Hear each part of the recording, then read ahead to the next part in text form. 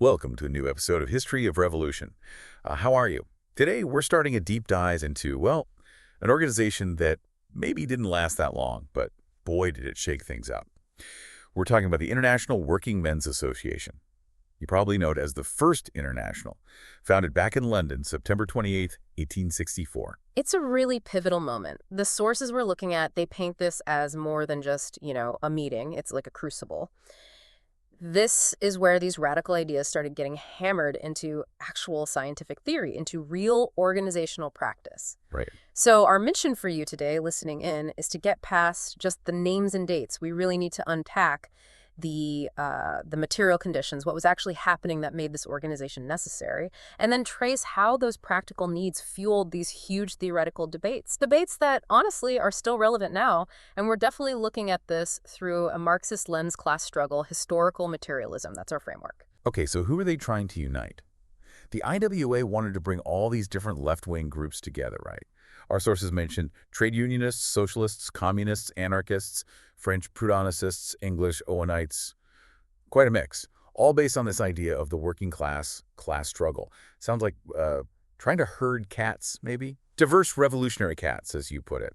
Yeah, it was incredibly ambitious. And to get why 1864 was the moment, you have to look deeper than just the politics of the day. Like Benoit Moulin, a French workers' leader involved, he said it sprang from the social necessities of our epoch. Things were shifting. What kind of shift? Well, after the 1848 revolutions failed, there was this period of, economic downturn, political clampdowns. But by the late 50s, early 60s, things were picking up again. The workers' movement was stirring back to life. Okay, but there was an immediate spark, wasn't there? Yeah. For that specific meeting in St. Martin's Hall in London? Yes, absolutely. That was pure international solidarity in action. In July 1863, you had British and French workers' leaders meeting in London. And the specific reason? To support the Polish uprising against Russia. It showed there was this real hunger for working together across borders. But, political solidarity, while important, wasn't enough on its own to build a lasting organization. We need to pinpoint the really deep material reasons why workers felt this urgent need to organize internationally, not just make statements. Right, the material necessity.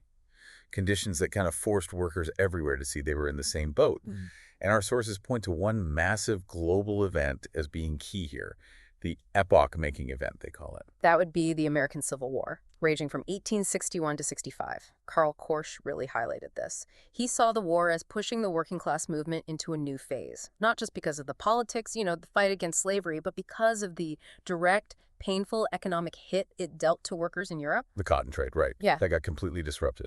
Devastatingly so, especially in England and France, where textiles were huge. The Union blockade of the southern courts, it created the cotton famine. Think about it.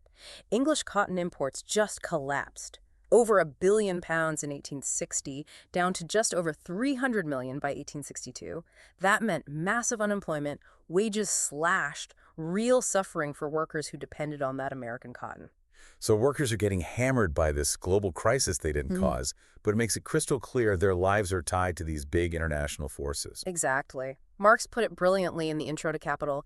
He called the American Civil War the toxin for the European working class, like an alarm bell. This economic disaster created the fertile ground, the material conditions, for a huge leap in class consciousness. And it taught a practical lesson too, didn't it? I think George Odger, one of the early IWA guys, mentioned needing international cooperation to stop bosses bringing in foreign workers to break strikes. Yes, that was a big factor for the trade unionists. It showed solidarity wasn't just, a nice idea. It was an economic weapon, a necessity for survival. So you see this revival happening almost simultaneously. England, France, Germany, Italy, workers are organizing. They have the drive. But what they still lacked really was the theoretical toolkit. How do you turn this energy, this necessary association, into a scientific movement that can actually achieve something revolutionary? That's the crucial step, isn't it? Moving from just reacting to understanding why things are happening. So if the crisis provided the body for the international, Marx and Engels supplied the brain, the analytical framework. They didn't just join. They brought the intellectual tools to explain the struggle and predict its outcome. Which leads us to scientific socialism. Engels lays this out really clearly in Socialism, utopian and scientific. Right, and this is a major dividing line in socialist thought. Before Marx, you had these utopian socialists, often admirable, morally driven. But their approach was basically hoping that if you just explain nicely how bad things were, the capitalists would see the light and fix it. Engels said, no, that's not science. Socialism needed a method of analysis that actually reflected reality, not just wishful thinking or moral outrage. And the standard way of thinking, what Engels called the metaphysical mode of reasoning, just wasn't up to the job for analyzing society. Why not? The problem with that metaphysical approach, that sort of common sense thinking, is it sees things in boxes, isolated, fixed, rigid. It works with clear opposites. True or false, black or white, alive or dead. Good for simple tasks, maybe measuring something static, but apply it to society, to history, to life itself. It completely breaks down. Because reality isn't static. It's constantly changing, flowing. Exactly. Reality is process, constant motion. Engels points out that things like life and death aren't just instantaneous moments, they're protracted processes. Try asking a metaphysician exactly when does death occur, or when does an embryo become a person. They get stuck because they're trying to slap fixed labels onto something fluid. Applied broadly, this rigid thinking just leads to insoluble contradictions. It can't grasp change. So if metaphysics is like a single frozen photograph, what's the alternative? The highest form of reasoning needed for a revolutionary theory. That's dialectics. Dialectics sees the world, as you said, like a flowing river, not a frozen snapshot. It sees everything as interconnected, in constant motion, transformation, development. It's about understanding the innumerable actions and reactions. Now, the ancient Greeks had glimpses of this, but Hegel really brought it back as a conscious method. He saw the whole world, nature, history, thought as this ongoing developmental process. But Hegel was an idealist, right? He thought ideas drove history. Marx flipped that. Historical materialism. How did Marx turn Hegel on his head? Right. Hegel believed the material world was just the reflection of some eternal, pre-existing idea, like reality was following a blueprint laid out in thought. Marx's great discovery, historical materialism, completely reversed it. Forget the idea, Marx said. Start with material reality. Start with how real people actually live, how they produce the things they need to survive, how they reproduce their existence. That's the foundation. So the economy, the way society organizes production, that's the base. And things like laws, politics, philosophy, that's the superstructure built on top. Precisely. The economic base determines the superstructure. This means human history isn't random. It's a process of human evolution driven by these material factors. You can trace the inner laws working through apparently chaotic events. It makes social analysis scientific, not just philosophical, so apply this. The struggle between the workers, the proletariat, and the owners, the bourgeoisie. It's not just some unfortunate moral failing you can preach away. It's the necessary objective result of how the capitalist mode of production works. That was Marx's first huge breakthrough. Okay, so that establishes why the struggle is inevitable, historically necessary. What was the second big discovery? The one that explained how exploitation actually happens. That was uncovering the secret of capitalist production, the theory of surplus value. See, earlier socialists could point out the obvious: workers are poor, owners are rich, but they couldn't scientifically explain how the capitalist makes profit while appearing to pay a fair wage for a day's work. Let's break that down. If a worker gets paid for, say, an 8-hour day, where does the capitalist profit, the surplus value, actually come from? It comes from the unique commodity the worker sells, their labor power, their ability to work. The capitalist pays the worker the value needed to keep that worker alive and able to work food, shelter, etc. That's the value of their labor power, covered by, say, the first few hours of work. Let's call that necessary labor time. But the worker doesn't stop then. They work the full 8, maybe 10, maybe 12 hours. The value they create in those extra hours, beyond what's needed to cover their own wage, is surplus value. It's unpaid labor, pure and simple, and the capitalist appropriates it. So the capitalist buys a commodity, labor power, that has this unique magic trick of creating more value than it costs to buy. That definitely shifts socialism from just a moral argument to a scientific takedown of the economic system itself. Exactly. With historical materialism explaining the why of class struggle and surplus value explaining the how of exploitation, socialism wasn't just a nice idea anymore. It wasn't the accidental discovery of this or that ingenious brain, as Engels put it. It was a science grounded in objective economic laws. Okay, so this scientific view also identified built-in problems, contradictions within capitalism itself. These are the forces pushing the system towards crisis. What's the first big conflict Engels points out? The absolute core conflict is between how things are made and how the profit is taken. Contradiction number one, socialized production versus capitalistic appropriation. Think about it. Before capitalism, an artisan might own their tools and make a whole product themselves. But modern industry, huge factories, complex machinery, thousands of workers cooperating in a highly organized social process to make something. Production becomes a massive collective effort. But the profits from that collective effort still go to the individual owner or a small group of shareholders. That's the clash. The product is made socially, by many, but appropriated privately, by one or a few. This creates the fundamental antagonism between the proletariat who produce together and the bourgeoisie who own individually. And the second contradiction, that's about capitalism's relentless drive to expand, which kind of sows the seeds of its own collapse, the boom and bust cycle. Exactly. It's the tension between the boundless expansion of productive forces capitalism has to constantly innovate, create new tech, driven by competition, versus the restricted capacity of the market. Every capitalist needs to make things cheaper than the next guy, so they invest in better machines. This ramps up production massively. But the market, constrained by wages and profit-taking, can't always absorb all these goods. You get gluts, overproduction, factories shutting down, workers fired, periodic crises. The vicious circle Fourier talked about poverty caused by having too much stuff. Right, though Engels sharpened that idea. He said it's not just a circle, it's more like a narrowing spiral. Each crisis gets worse, the pressure builds. The system is inherently unstable. And the scientific solution, flowing directly from this analysis, is that these massive productive forces have simply outgrown private ownership. So the political conclusion becomes unavoidable. Society itself has to take control of the means of production. Yes. The proletariat seizing political power and transforming private property into public property is presented as the only logical way to resolve these contradictions. It's the jump from the chaos of necessity, driven by blind market forces, into what Marx and Engels called the kingdom of freedom, where production is planned rationally for human need. Okay, so the First International wasn't just about, say, coordinating wage demands across borders. It was the organizational vehicle for this huge, scientifically grounded historical mission. It had to translate this theory into actual politics, right? Even if some of its own members weren't fully on board with the Marxist analysis initially. Absolutely. From the get-go, the political task was central. When Marx wrote the inaugural address for the IWA in 1864, he didn't mince words.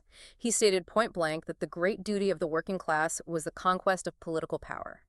That meant getting involved in politics, whether the anarchists liked it or not. And how quickly did they start acting politically? Trying to influence international affairs must have been a challenge for a brand new organization. The General Council in London, heavily influenced by Marx, immediately started trying to, act as a watchdog on governments.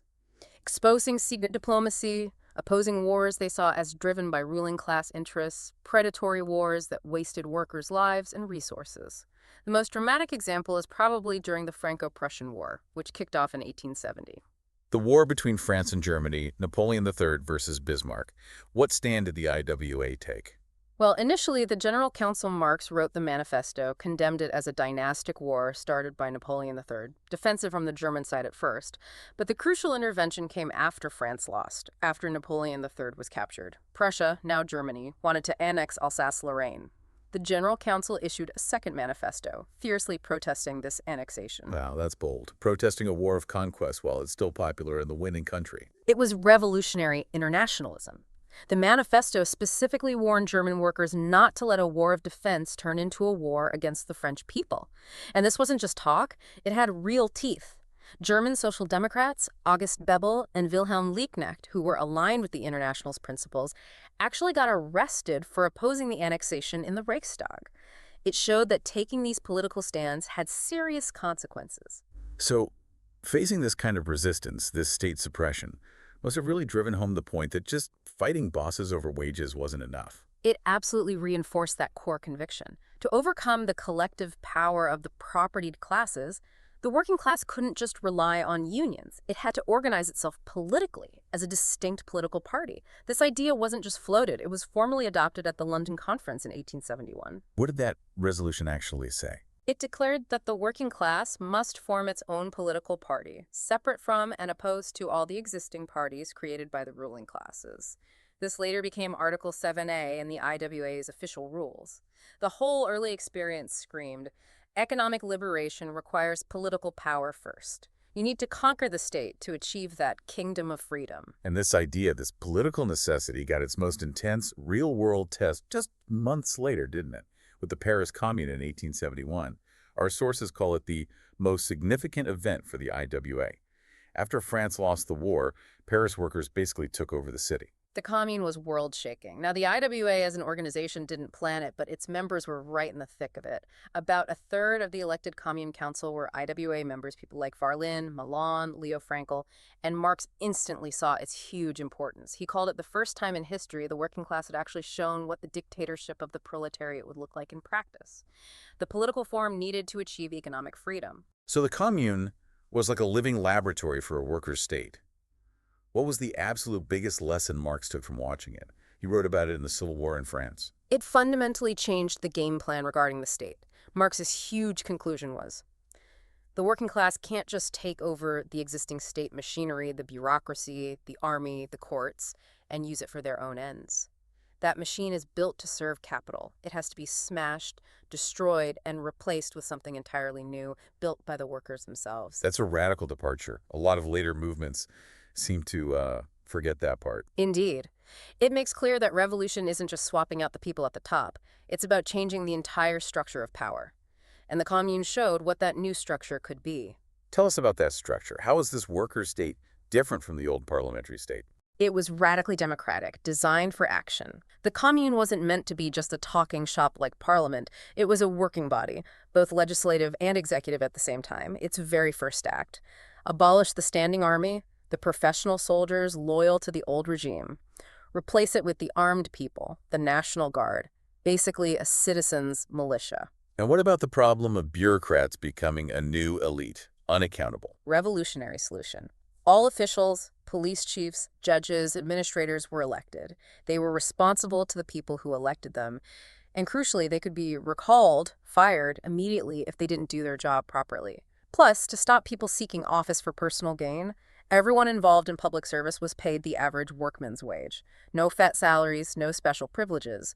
It aimed to dismantle the whole idea of a separate, professional ruling class. Even though it only lasted 72 days, what specific practical things did the Commune do that showed its working class character? They moved fast on things that mattered to ordinary workers, abolishing night work for bakers, a really brutal trade back then, banning the fines bosses used to arbitrarily punish workers. They separated church and state, and maybe most significantly, they started seizing factories that had been abandoned by their owners, making plans to hand them over to workers' cooperatives to run themselves.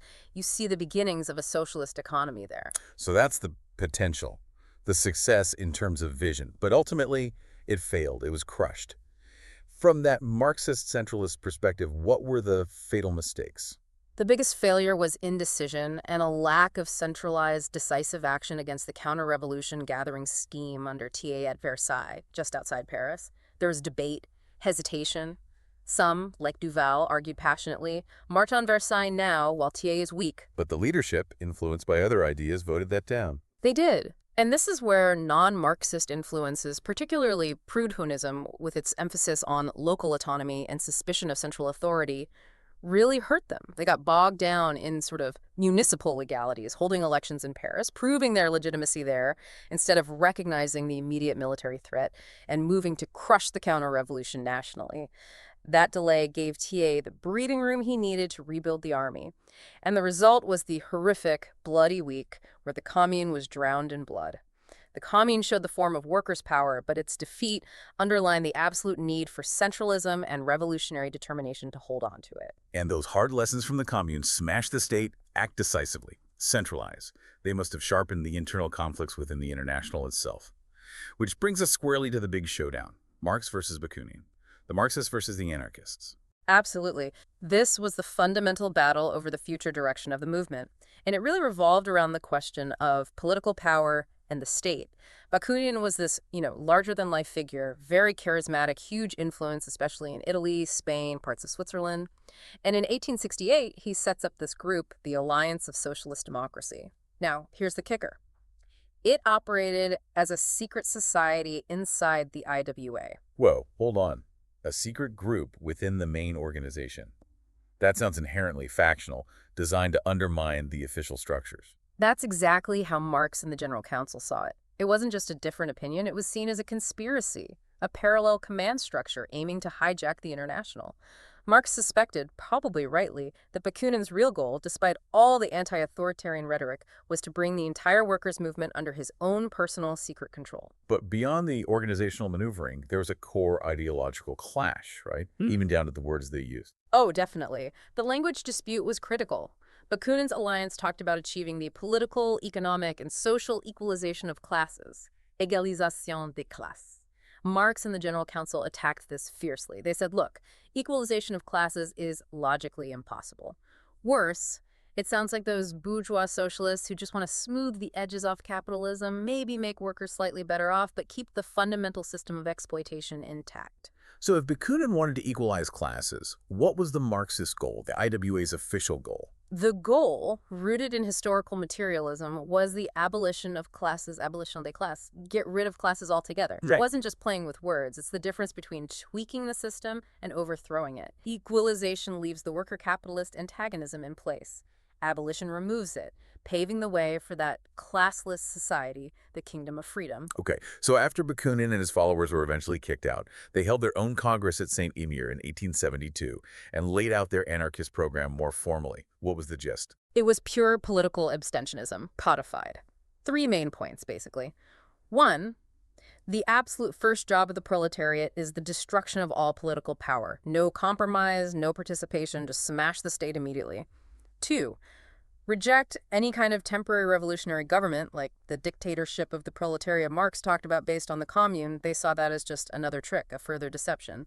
And 3, workers should build solidarity and take revolutionary action completely outside and against all forms of bourgeois politics. It's a radically anti-state position. But the crucial test is always, how does the theory work in practice? And of course, as mentioned, Engels wrote a very detailed and pretty scathing account of this during the Spanish Revolt in 1873. The Bakuninists at work, he called it. Yes, and it's a devastating critique of abstentionism in a real revolutionary situation. Spain was in chaos after the king abdicated. You had these uprisings, the Cantonalist revolt. The Bakuninists controlled the Spanish section of the International, and following their theory, they told the organization, abstain. Don't get involved in elections. Don't try to influence the political chaos. Stay pure. They actually succeeded in preventing the Spanish International from adopting any unified political strategy. Okay, so they stayed out of politics, but then the revolution happens anyway. The Cantonal uprising kicks off. What did the Bakuninist leaders do then? This is where the theory crashed headlong into reality. When the uprisings put workers in positions of power in various cities, the very same Bakuninist leaders who preached abstention suddenly found themselves forced to, well, take political power.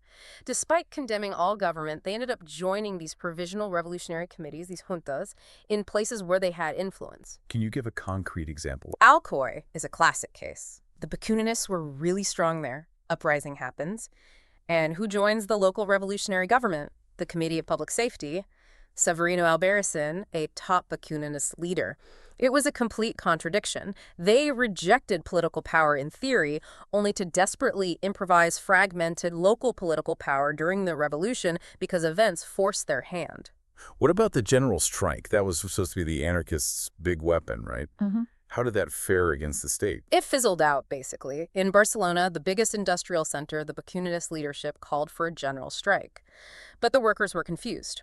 Abstain from politics, but strike for what exactly? A local revolutionary government the leadership had previously condemned. The lack of clear political direction meant the strike movement in Barcelona largely collapsed. And without Barcelona, the whole uprising was weakened. Sounds like theoretical purity led directly to practical disarray. That's exactly Engels' point. The Madrid Federation of the International later condemned the whole episode as a flagrant contradiction between theory and practice. The anarchist approach led to this senseless fragmentation of revolutionary energy into isolated local uprisings. Easy pickings for the central government's army, which mopped them up one by one.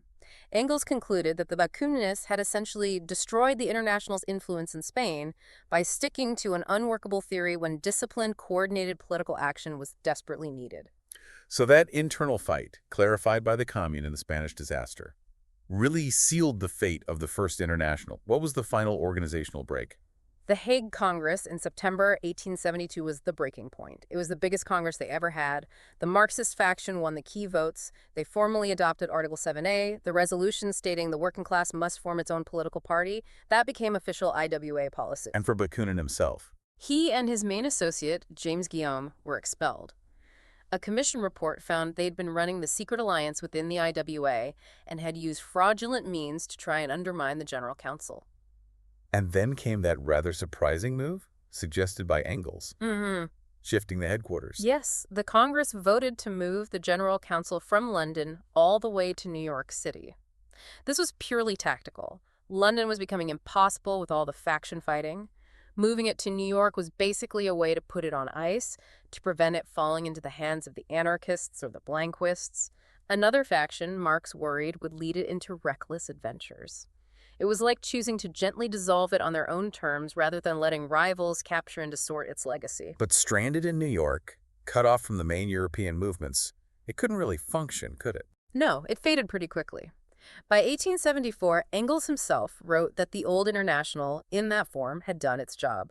It had laid the theoretical groundwork, historical materialism, surplus value, and clarified the need for political parties. The New York Council officially dissolved itself at a small conference in Philadelphia, July 15, 1876.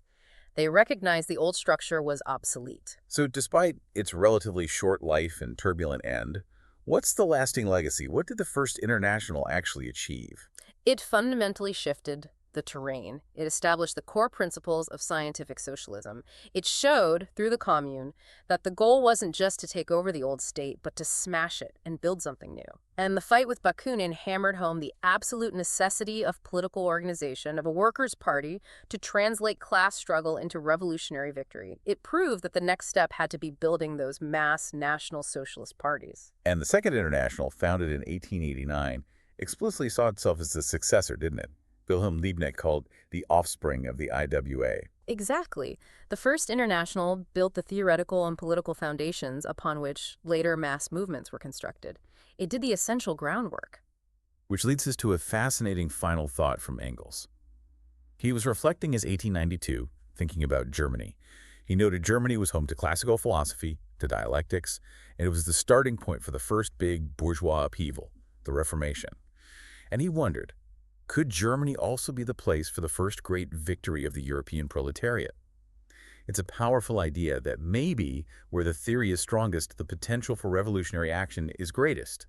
The whole story of the First International seems to bear that out. Theory and organization together are what turn historical potential into reality. A very powerful connection. It shows how those debates from the 1860s and 70s weren't just academic. They shaped and still shape how people organize for change today. See you on next episode, and don't forget to like, subscribe, and comment.